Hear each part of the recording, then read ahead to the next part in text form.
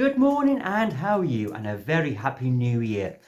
What a year 2020 has been. It's been, well, the whole COVID thing, pandemics, lockdowns. I never would have thought that 2020 would have been such a bizarre year, but it has been. So I want to do a quick taste test of a wine that summarises 2020 in its entirety, in its worst, its best, its fundamental bizarreness. So I'm going to do a taste test of my Vindaloo wine. If a wine can summarise 2020, then a Vindaloo wine certainly is the wine to do that. So let's pour a glass and get on with a taste test.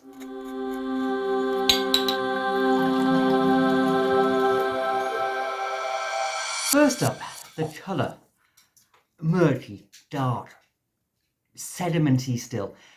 I've been trying to clear this wine. It's been sat there in a cold shipping container.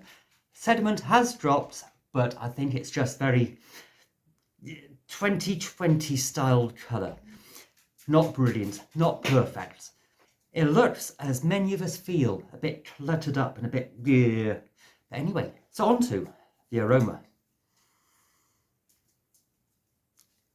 Very pleasant. It's sweet on the nose, citrusy. It has the aroma of spice coming through, and like a lentil dal where it's sweet and succulent, with onion barges as well, but not like onion wine, but just slightly spicy and herby and rich.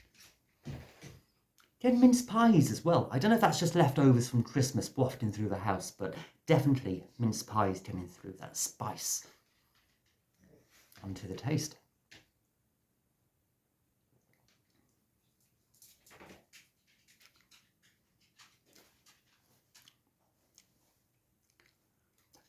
It's strong. Wow, yeah.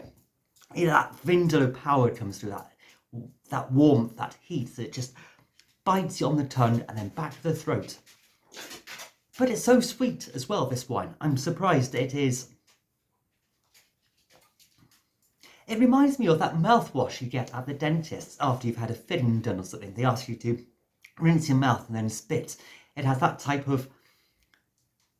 It has that flavour behind that power, that Vindaloo heat and warmth.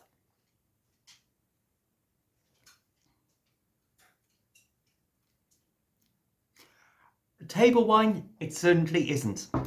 A sipping wine, no. A gloating wine, no. It's not one you'll sit down, watch the rugby with, or serve with your dinner. I actually think this is going to be potentially okay as a cooking wine to add to risottos or to some rice to bring out a bit of flavour to the rice to go with onion bargies, say, or a dal, or maybe even a Vindaloo. Why not a mutton Vindaloo? But as a glass of wine, I really don't like it. Anyway, that's the Vindaloo wine taste test done. Not one of my favourite, probably 3 out of 10. Not as bad as the red kidney bean wine. Better than the onion wine, but certainly not a wine I'm going to be making again. So now, moving on to other news. A new year, new style, new thought process. I was meant to be going away tomorrow, off to sea, off to my training course down in Cornwall and then away to sea. But alas, that hasn't happened yet due to this whole COVID thing and paperwork admin issues. I'm still here, I haven't left, and I'm not going away until April. So you're stuck with me, doing some wines for another 3-4 months until I go away. And then I'll be doing a different type of video, still wine related, but later on in the year, a different styled content for the channel. So I'm here now for 3-4 months, and I'm after your opinions about what I should be making, because I don't have any wines planned at the moment. So what would you like me to make? I'm open to all of your comments, all of your suggestions. Let me know down in the comments below, and I will do my best to make those wines for you. I need to brush my teeth now after that wine. It's rather... yeah, very much. Yeah. So I'm still here for a bit longer And I just want to wish you all a very happy new year. So I will see you all soon, and you have fun now. Bye bye.